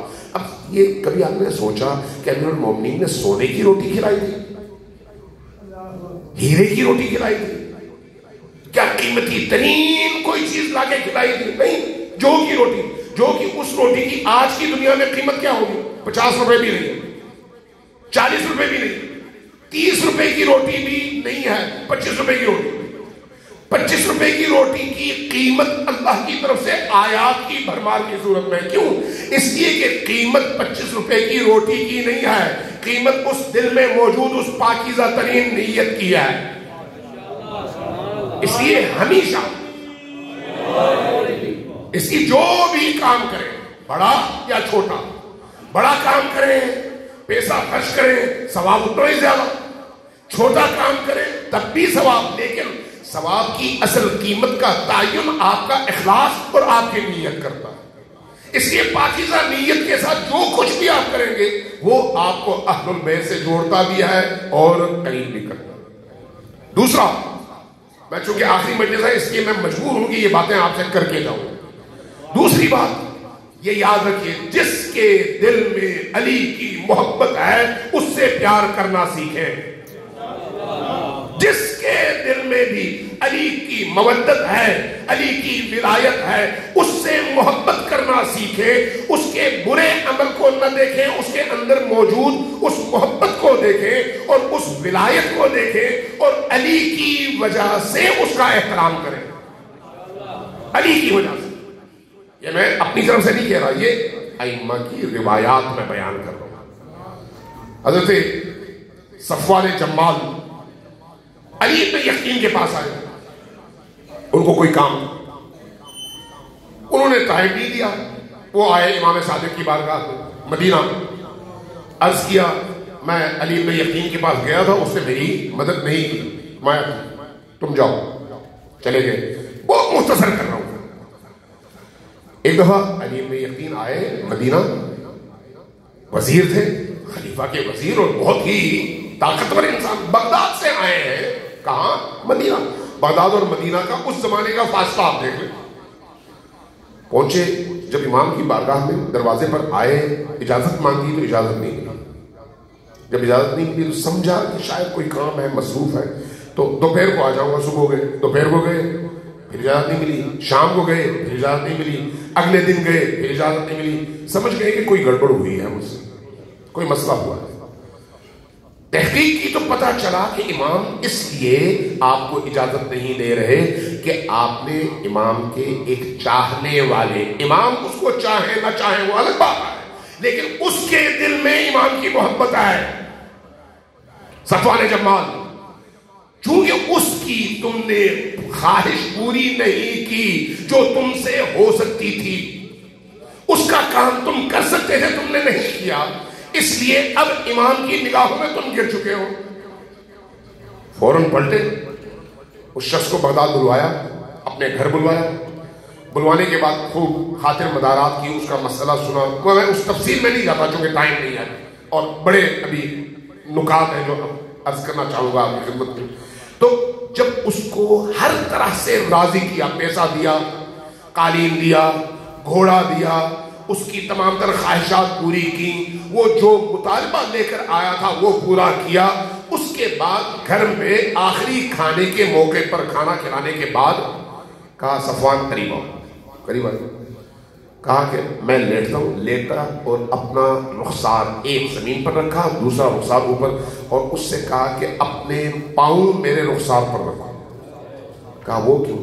کہا کہ نہیں یہ میری خواہش ہے. کہا نہیں، آپ نے اتنا بڑا احسان مجھ پر کیا، میں کیسے کروں؟ کہا نہیں، جب تک تم یہ کام نہیں کرو گے میں تمہیں جانے نہیں دوں گا. مجبور کیا، اس نے یہ کام کیا. جب یہ کام کیا اور اپنا پاؤں اٹھا کر اپنے تلوے اس کے رخسار پر رکھے تو اس کے بعد یہ اٹھا اور کہا مجھ سے اب راضی ہو؟ کہا ہاں میں راضی ہوں. کہا جب راضی ہو تو اب تم امام کی بارگاہ میں گواہی دو گے کہ تمہارے دل میں اب میرے لیے کوئی میل نہیں ہے؟ کہا ہاں بالکل. کہا بس میرا مسئلہ حل ہو گیا. پھر وہاں سے اٹھ کر آیا. کون؟ وزیر. کہاں؟ مدینہ. امام کی بارگاہ میں آیا، فوراً دروازہ کھلا. کہا ہاں یہ ہے طریقہ میرے محبوں کو راضی رکھنے کا. تم نے پہلے دل دکھایا اس لیے میری اجازت نہیں دی. ہمارے ہاں بات بے بات ایک دوسرے کی چولیاں، ایک دوسرے کی کردار کشی، ایک دوسرے کے خلاف پروپیگنڈے، ایک دوسرے کے خلاف اقدامات، ایک دوسرے کے خلاف نفرتوں کی بارش، کس منہ سے ہم ائمہ کے سامنے جا سکتے ہیں؟ کس منہ سے؟ لہذا جو بھی ایسا فرد ہے جس کے اندر علی کی ولایت ہے، محبت ہے، اور وہ عقیدے کے لحاظ سے مسلمان اور علی کی ولایت کا معترف ہے، وہاں پر کوشش یہ کریں کہ اس کو آپ سے تکلیف نہ ہو، نمبر ایک۔ دوسرا، اس کو کسی بھی طرح سے آپ کی طرف سے کوئی نقصان نہ پہنچے، کوئی نقصان نہ پہنچے۔ ہاں، اگر آپ کو کسی نے نقصان پہنچایا تو پھر کیا کریں؟ اگر میں حیوان ہوں تو بدلہ لوں، اگر میں انسان ہوں اور ائمہ کا پیروکار ہوں تو ائمہ سے کہوں مولا آپ کی خاطر میں معاف کر رہا ہوں۔ جب میں ان کی خاطر معاف کر کے انہی سے اجر چاہوں گا تو آپ کیا سمجھتے ہیں ائمہ آپ کو کیا کچھ دے سکتے ہیں؟ آپ نے صرف کیا کیا؟ اپنے جذبات اور غصے پر کنٹرول کر کے آپ نے اس کو معاف کر دیا۔ کس کی خاطر؟ اس کی خاطر نہیں، اس امام کی خاطر جس کی خواہش یہ ہے کہ اس کے پیروکاروں کو آپ احترام دیں۔ قم میں حضرت معصومہ کے حرم کے اندر یہ جو مسجد بالا سر ہے جہاں پر جماعت کی نماز ہوتی تھی ایک زمانے میں، وہاں پر ایک قبر ہے آیت اللہ العظمیٰ مرتضیٰ حائری۔ آیت اللہ العظمیٰ مرتضیٰ حائری آیت اللہ عبد الکریم حائری کے بیٹے ہیں، جنہوں نے مدرسہ فیضیہ بنایا تھا جہاں سے پھر انقلاب اٹھا۔ آیت اللہ العظمیٰ شیخ مرتضیٰ حائری خود مرجع تقلید تھے، خود مرجع تقلید، فقیہ، عاشق اہل البیت، عاشق اہل البیت۔ جب کبھی ان کو موقع ملتا فوراً بس پکڑتے مشہد پہنچ جاتے، امام رضا کی بارگاہ میں شب وہیں پر گزار لیتے، عبادات کرتے، راز و نیاز کرتے، گفتگو کرتے، صبح واپس پلٹتے بغیر آرام کیے، آگے قم میں تھوڑی سی استراحت کرتے، اگلے دن پھر دوبارہ سے درس و بحث اور اپنی تبلیغی سرگرمیاں انجام دیتے۔ ایسے عاشق امام رضا، ان کی سوانح عمری میں انہوں نے خود یہ بیان کیا ہے کہ میں ایک دفعہ گیا مشہد، جب میں مشہد گیا، جب ذریح کے پاس یا آپ حرم میں داخل ہوتے ہیں تو حرم میں داخل ہوتے ہیں اس کے آداب ہیں، ان آداب میں سے ایک یہ ہے کہ آپ گھر سے ہی وضو کر کے غسل کر کے آئیں، پاک صاف کپڑے پہن کر آئیں، عاجزی کے ساتھ قدم اٹھائیں، دل آپ کا لرز رہا ہو، آپ کی زبان پر درود ہو، ذکر ہو، اور آہستہ آہستہ قدم اٹھاتے ہوئے اپنی پوری توجہ امام کی طرف مرکوز رکھ کر اس طرح سے آئیں کہ گویا اب آپ نے امام کی بارگاہ میں حاضر ہو کر اپنی پوری ہستی کے ساتھ پیش ہونا ہے۔ آداب ہے اس کے، اس تفصیل میں نہیں جاتا کہ میں اس کیفیت میں حرم میں داخل ہوا تو آگے سے دیکھا ایک جوان بھاگتا ہوا آیا مجھے دیکھ کر، مرجع تقلید، مجتہد جامع الشرائط، فقیہ، صاحب رسالہ، لوگ ان کی تقلید کرتے، تو مجھے دیکھ کر بھاگتے ہوئے آیا، لیکن میں اپنی دنیا میں تھا۔ جب وہ میرے قریب آیا تو وہ یوں مجھ سے ہاتھ ملانا اور سینہ ملانا چاہ رہا تھا، تو میں نے صرف ہاتھ ملایا اور آگے بڑھ گیا، اس کو میں نے زیادہ اہمیت نہیں دی، زیادہ لفٹ نہیں کروائی۔ جب میں اندر گیا جہاں پر قبر اطہر ہے، اس حال کے دروازے پر ابھی میں اندر قدم رکھنے لگا تھا، ایک سید بزرگوار جن کو میں جانتا تھا کہ بڑے اولیاء اللہ میں سے ہیں، فوراً باہر آئے، کہا شیخ مرتضیٰ، مجھے کبھی یہ توقع نہیں تھی کہ میں جو اتنا بڑا مجتہد اور فقیہ ہے اس کو کوئی شخص شیخ مرتضیٰ کہہ کر بلا لے۔ میں نے فوراً دیکھا وہ سید ہے، کہا کہ امام نے فرمایا ہے کہ میرے حرم سے نکل جاؤ، میرے حرم سے نکل جاؤ۔ کہتے ہیں میرے پاؤں وہیں پر جم گئے، بے اختیار رویا، واپس نکلا۔ مجھے اندازہ ہو گیا کہ مجھ سے کتنی بڑی خطا ہوئی ہے۔ خطا کیا ہے؟ امام رضا علیہ السلام کے ایک موالی کے ان جذبات کا احترام نہ کرنا اور دل دکھانا، صرف اتنی سی بات۔ ہماری نگاہ میں اتنی سی بات، لیکن ان کی نگاہ میں یہ اتنی سی بات نہیں ہے۔ لہذا کہتے ہیں میں پھر وہاں سے پلٹا، تحقیق کی، پتہ چلایا اس کا گھر کہاں پر ہے، وہاں پر گیا، اس بچے کو جوان کو سینے سے لگایا، اس سے بہت دیر تک بیٹھ کر باتیں کی، اس کو راضی کیا، خوش کیا، اس کے بعد آیا۔ اب حرم میں داخل ہوا، صحن میں، لیکن اندر جانے کی ضرورت نہیں تھی. کیوں؟ اس لیے کہ نکالا تو میں ان کے حکم پر گیا ہوں. اب اندر آنے کی اجازت ملے تو تب میں جاؤں، ورنہ مجھے کیا پتا کہ وہ راضی ہو چکے ہیں یا نہیں.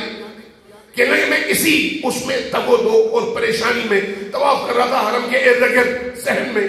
اچانک وہ سید دور سے آئے، لپکتے ہوئے قریب آئے، بڑے احترام سے مجھے سینے سے لگایا، سلام کیا اور کہا کہ آقا نے فرمایا ہے کہ آئیے میرے حرم میں داخل ہو جائیے، آپ میرے مہمان ہیں.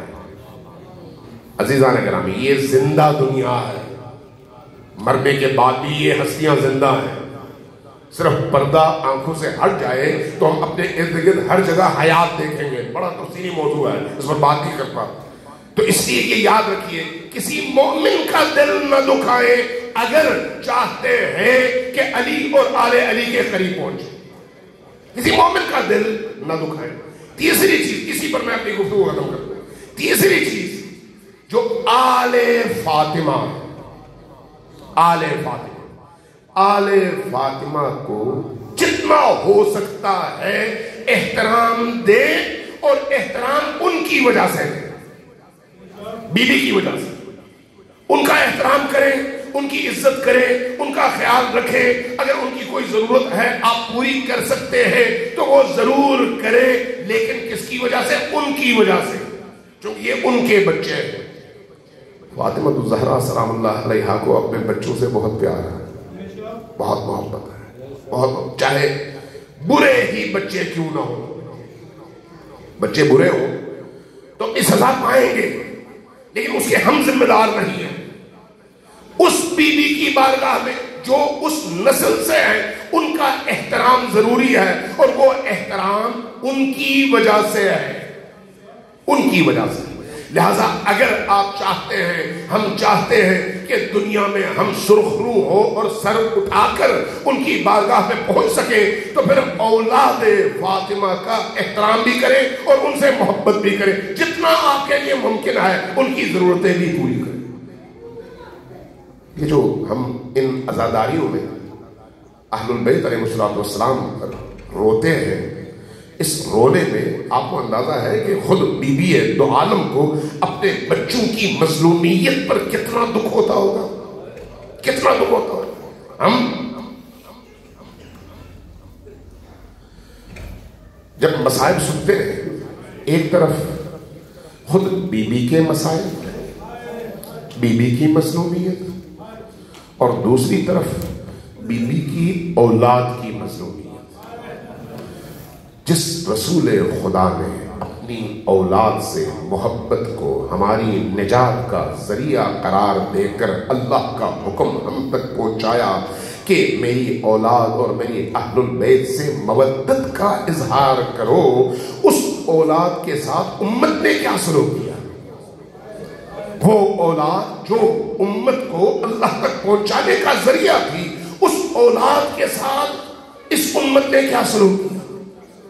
جب ہم کربلا کے واقعات کو دیکھتے ہیں تو مجھے کربلا میں سب سے زیادہ مظلوم ہستی خواتین میں، چونکہ بی بی کی مجلس ہے، خواتین میں مجھے حضرت سکینہ نظر آتی ہے.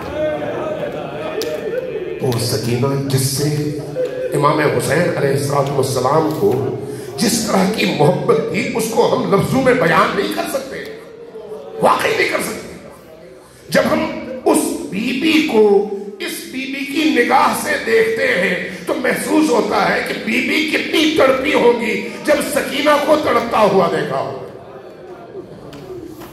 راوی جو تاریخ کربلا کا لکھنے والا ہے حمید بن مسلم، وہ کہتا ہے کہ جب عصر عاشور میں نے تمام شہداء کے بعد یہ دیکھا کہ خیموں کو آگ لگی، اور آگ لگنے کے بعد ان خیموں سے خواتین اور مخدرات ایک ایک کر کے نکلنے لگی اور اپنی جان بچانے لگی، تو میں نے چھوٹے چھوٹے بچوں کو دیکھا. اہل البیت کے بچے تعداد 25 سے زیادہ تھی، لیکن سب کی لبوں پر بس ایک ہی جملہ تھا، واہ حسینہ واہ حسینہ.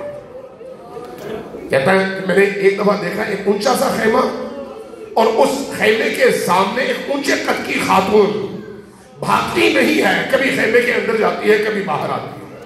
میں نے پوچھا یہ خاتون بھاگتی کیوں نہیں ہے؟ کہا اندر سید الساجدین غشی کے عالم میں ہے، چھوڑ کر جا نہیں سکتی۔ میں نے دیکھا اس اسنا میں کچھ اور خواتین ملی، انہوں نے سہارا دیا اور سید الساجدین کو باہر لے کر آئیں۔ جیسے ہی باہر لے کر آئیں وہ خیمہ جل گیا۔ میں نے پوچھا یہ بی بی کون تھی؟ جواب ملا علی کی بیٹی زینب تھی، علی کی بیٹی زینب تھی، جو رو رہی تھی، پکار رہی تھی فاطمہ کی بیٹیاں۔ اور یہی حمید ابن مسلم کہتا ہے کہ میری نگاہ پڑی ایک چھوٹی سی بچی پر، میں نے دیکھا اس کے دامن پر آگ لگی ہوئی ہے۔ میں نے دیکھا بچی رو رہی ہے، اس کے دامن کی آگ بھڑک رہی ہے اور اس میں اضافہ ہو رہا ہے۔ میں بڑا تڑپا کہ اس بچی کو بچاؤں، بھاگ کر گیا، بچی کو روکنے کی کوشش کی، بچی مجھ سے ڈر رہی تھی۔ میں آگے سے گیا، بچی کو روکا، اس کے دامن کی آگ بجھائی۔ جیسے ہی میں نے دامن کی آگ بجھائی نا، اس چھوٹی سی معصوم بچی نے میرے چہرے کی طرف دیکھا اور دیکھ کر گویا اپنی آنکھوں میں ایک سوال کیا کہ اب تک جتنے بھی لوگ کربلا میں ہمیں نظر آئے وہ مارنے والے تھے، وہ لوٹنے والے تھے، وہ جلانے والے تھے، تم پہلے شخص ہو جس نے آگ بجھائی ہے۔ حمید ابن مسلم کہتا ہے میں نے جب یہ سنا، اس کی آنکھوں میں پڑھا تو میں رو پڑا۔ میں نے کہا بیٹی یہ تمہارے رخسار سیاہ ہو چکے ہیں، تمہارے کان کی لو پھٹی ہوئی ہے، تمہارا بدن زخمی ہے، کیا ہوا؟ کہا کہ ان ظالموں نے جب ہمارے مقنعے چھیننے چاہے تو نیزے کی انیاں استعمال کی، اس لیے بدن زخمی ہے۔ جب ان ظالموں نے میرے کانوں میں بالیاں دیکھی تو یہ بالیاں میرے بابا نے پہنائی تھی، ان ظالموں نے اس زور سے کھینچی کہ بالیوں نے میرے کان کی لو پھاڑ دی اور خون رس رہا ہے۔ میں نے کہا بیٹا تمہارے رخسار سیاہ کیوں آئے؟ کہا کہ ان ظالموں نے مجھے پکڑا اور جب میں نے مزاحمت کی تو اتنے تماچے مارے کہ میرے رخسار سیاہ ہو گئے۔ میں نے پوچھا کہ بیٹی تم ہو کون جو اتنی مظلومہ ہو؟ کہا تم نے نہیں پہچانا، میں حسین کے سینے پر سونے والی حسین کی وہ بیٹی ہوں جس سے حسین کو سب سے زیادہ محبت۔ جب میں یہ منظر فاطمہ کی نگاہ سے دیکھتا ہوں تو تڑپ اٹھتا ہوں کہ فاطمہ کا کیا حال ہوا ہوگا۔ فاطمہ کا گھر ہے اور فاطمہ کے بچے ہیں، علی ہیں، علی رو رہے ہیں، حسن و حسین رو رہے ہیں، زینب و ام کلثوم رو رہی ہے، ننھے چھوٹے چھوٹے بچے ہیں، یہ سب لپٹ کر رو رہے ہیں۔ میں دو نکات کی طرف صرف اشارہ کروں، بس اسی پر اپنی گفتگو ختم کر رہا ہوں، دو نکات صرف، کہ جب ان بچوں کو روتے ہوئے دیکھا نا، چونکہ وصیت فاطمہ سلام اللہ علیہا کر چکی تھی، اس لیے علی اب اپنی زوجہ کو اپنے ہاتھوں سے غسل دینے لگے ہیں۔ میں علی کی جرأت کو دیکھ رہا ہوں، علی کے صبر کو دیکھ رہا ہوں، علی کے استقامت کو دیکھ رہا ہوں کہ علی کی کیا کیفیت ہوگی جب اکیلے اپنی زخمی زوجہ کو غسل دے رہے ہوں۔ علی ان بچوں سے کہہ رہے ہیں کہ بچوں تم نے اونچی آواز سے رونا نہیں ہے، اونچی آواز سے رونا نہیں ہے۔ بعض علماء کو میرے لکھتے ہوئے دیکھا، پڑھتے ہوئے سنا، کہتے ہیں حضرت زینب سلام اللہ علیہا کی یہ کیفیت تھی کہ ان کا جی چاہ رہا تھا کہ چیخ چیخ کر روئے اور ہاتھ منہ پر تھا تاکہ آواز اونچی نہ ہو، لیکن اس کے ساتھ سارا بدن لرز رہا تھا اور چیخ چیخ کر رو رہی تھی لیکن آواز اونچی نہیں تھی، اس لیے کہ ہاتھ اپنے ہی منہ پر رکھا ہوا تھا۔ اس کیفیت میں یہ بچے رو رہے تھے۔ ایک دفعہ علی غسل دیتے ایک دفعہ علی کے رونے کی آواز بلند ہوئی۔ جب آواز بلند ہوئی تو اسماء دیکھ رہی ہے، کیا دیکھ رہی ہے؟ علی ایک دفعہ سر پکڑ کر کھڑے ہو گئے اور جا کر اپنے کمرے کے دیوار کا سہارا لیا اور پھر چیخ کر رونے لگے۔ اسماء کہتی ہیں میں نے پوچھا یا علی آپ بچوں کو رونے سے منع کر رہے تھے، اب آپ کیوں اتنا چیخ کر رو رہے ہیں؟ فرمایا مجھے نہیں معلوم تھا کہ فاطمہ کے پہلوں کی ہڈیاں اس طرح سے شکستہ ہیں۔ جب میرا ہاتھ وہاں پر پہنچا تو تب مجھے احساس ہوا کہ رسول کی بیٹی پر کتنا ظلم ہوا۔ یہی علی رات کی تاریکی میں، رات کی تنہائی میں اس جنازے کو اٹھا رہے ہیں، لیکن حدیث ہے امام صادق علیہ السلام کی کہ کسی کا سہارا لیے بغیر ایک بچی کی طرح سے اس لاشے کو اٹھایا۔ مطلب یہ تھا کہ اس 2 مہینے 10 دن کے عرصے میں، 75 دن یا 95 دن کے عرصے میں یہ بی بی اتنی کمزور ہو چکی تھی، اتنا خشک ہو چکی تھی کہ ڈھانچہ رہ گیا تھا، اس لیے اٹھاتے ہوئے ایسے اٹھا رہے تھے جیسے کسی بچی کو اٹھا رہے ہیں۔ اٹھا کر تابوت میں رکھا اور اس کے بعد اس تابوت کو اٹھا کر لے کر قبر کی طرف چلے۔ جب قبر کے قریب پہنچے تو اب علی نے ایک آواز دی، کہا بچوں اب آؤ آخری دفعہ اپنی والدہ سے الوداع کہہ دو۔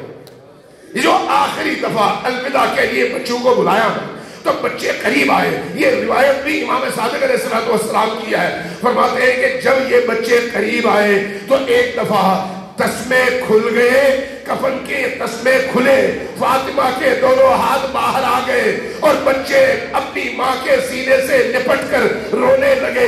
جب ان کے رونے کی آواز بلند ہوئی تو ایک وقت آیا، ایک ہاتف غیبی کی آواز آئی، علی ان بچوں کو ماں سے الگ کیجئے اس لیے کہ آسمان میں فرشتے رو رہے ہیں۔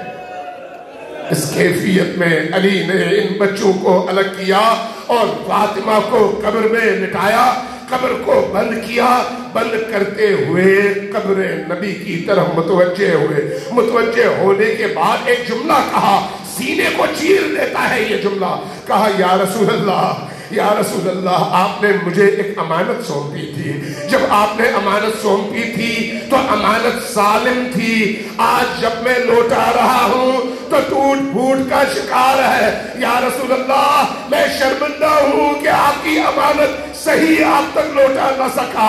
اب اگر آپ نے پوچھنا ہے نا کہ اس دنیا والوں نے کیا ظلم کیا، بیٹی آ رہی ہے ان سے پوچھئے کہ اس ظالم امت نے آپ کی بیٹی کے ساتھ کیا سلوک کیا۔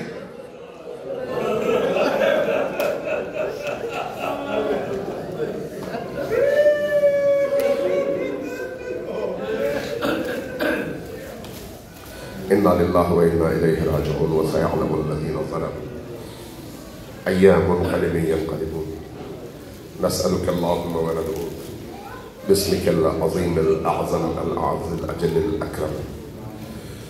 سب مل کر یہ دعائیں دل کی گہرائیوں سے مانگتے ہیں، سب مل کر 10 مرتبہ اونچی آواز سے پکاریے، یا اللہ یا اللہ یا اللہ یا اللہ یا اللہ یا اللہ یا اللہ یا اللہ یا رحمان یا رحیم یا مقلب القلوب ثبت قلوبنا علی دینک۔ خدایا ہماری اس قلیل عبادت کو اپنی عظیم بارگاہ میں شرف قبولیت عطا فرما، بارلاہ ہمارے دلوں کو بی بی کے غم سے منور فرما۔ آمین کی آوازیں اونچی رکھیں، یہ آمین کی آوازیں فرشتوں کو مجبور کرتی ہیں کہ رحمت کے دروازے وہ ہم پر کھول دیں، اور جب اتنے سارے لوگ ہوں تو 40 سے زیادہ مؤمنین جب مل کر آمین کہتے ہیں، دعا مانگتے ہیں، تو عرش سے ان کی دعاؤں کو قبول کرنے کا اعلان ہوتا ہے، کبھی بھی وہ دعا رد نہیں ہوتی۔ خدایا ہم سب کے گناہوں کی مغفرت فرما، بالاہ ہم سب کی خطاؤں سے درگزر فرما، بالاہ جب تک ہم زندہ ہیں ہمیں تمام تر آفات و بلیات سے محفوظ فرما، بالاہ علی کے رستے پر ہر طرح کی مشکلات کو سہنے کی طاقت عطا فرما، بالاہ علی کی محبت و مودت و ولایت کو ہماری زندگی کا سب سے بڑا سرمایہ قرار دے، بالاہ علی کے عشق کے ساتھ جینا اور علی کے عشق کے ساتھ مرنا نصیب فرما، بالاہ ہمیں عمل کی پاکیزگی اور نیت کا اخلاص عطا فرما، بالاہ ہماری عبادتوں میں ہمیں لذت سے آشنا فرما، ہمیں دعاؤں اور مناجاتوں کی لذت سے آشنا فرما، اہل البیت کے غم کی لذت سے آشنا فرما، بالاہ غم اہل البیت سے ہماری زندگیوں کو نورانی فرما، بالاہ جتنے بھی لوگ اہل البیت سے دور ہیں انہیں اہل البیت سے جوڑ دیں، بالاہ دنیا بھر میں اہل البیت کے پیغام کو عام کرنے کی ہمیں توفیق عطا فرما، بالاہ अहलुल बैत के दुश्मनों को अगर वो काबिल हिदायत नहीं है तो नीस्त व नाबूद फरमा। बाल्लाह दुनिया भर में जहां जहां तेरे नाम लेवा, तेरे दीन के मुहाफिज, तेरे दीन के लिए लड़ रहे हैं, उन्हें फतह नुसरत अता फरमा। बाल्लाह फलस्तीनी मजलूमीन और हमास के उन मुजाहिदों को मजीद तौफीक अता फरमा। इसराइल और सहयूनी दरिंदों को नाकाम, नामुराद, तबाह बर्बाद और रुसवा फरमा। बाल्लाह हमें हर मजलूम का साथ देने की तौफीक अता फरमा, हर जालिम से अदावत और दुश्मनी की तौफीक अता फरमा। बाल्लाह तमाम बीमारों को शफाए आजिल व कामिल नसीब फरमा, तमाम हाजतमंदों की हाजात को कबूल फरमा। जो लोग परेशान हाल हैं माली, मादी, रिज़्क़ और रोजी के हवाले से, उन सब की परेशानियों को दूर फरमा, उनको वुसअते रिज़्क़ अता फरमा। बाल्लाह जो लोग औलाद के न होने की वजह से परेशान है, उन्हें औलाद सालेह नसीब फरमा। हम सब के जितने भी मरहूमीन दुनिया से गुजर चुके हैं, उन सब के गुनाहों की मग़फ़िरत फरमा, उनको कब्र में, बरज़ख में अइम्मे अतहार का साया नसीब फरमा, बरज़ख की नेमतों से माला माल फरमा। बाल्लाह हमें मरने से पहले तौबा की तौफीक अता फरमा। बाल्लाह मरते वक्त अली का दीदार नसीब फरमा। बाल्लाह मरने के बाद हुसैन की शफाअत नसीब फरमा। आलमे महशर में बीबी दो आलम की शफाअत नसीब फरमा। बाल्लाह इमाम ज़मा के ज़ुहूर में ताजील फरमा, हमें उनके आवान व अंसार में शुमार फरमा। बाल्लाह उनके ज़ुहूर की राहें हमवार करने की तौफीक अता फरमा। तमाम मराजे इज़ाम, रहबरान दीन और खुसूसन रहबरे मुअज़्ज़म आयतुल्लाहुल उज़्मा इमाम ख़ामनई की हिफाजत फरमा। बाल्लाह हम सब से इमाम ज़मा के क़ल्बे मुबारक को राज़ी फरमा। इस मरकज़ की तश्कील में जिसने जहाँ जब कभी दामे दिरमे सुखने कोई किरदार अदा किया, सबको कबूल फरमा। इन मजालिस के इनकाद के लिए जिन दोस्तों ने जहमत की, उन सब की जहमतों को कबूल फरमा। रब्बना तक़ब्बल मिन्ना इन्नका अंतस समीउल अलीम बिरहमतिका या अरहमर राहिमीन व सल्लल्लाहु अला मुहम्मद व आलिहि ताहिरीन। इन दुआओं की इजाबत के लिए सब मिलकर ऊंची आवाज़ से 3 बार सलवात भेजिए बर मोहम्मद व आले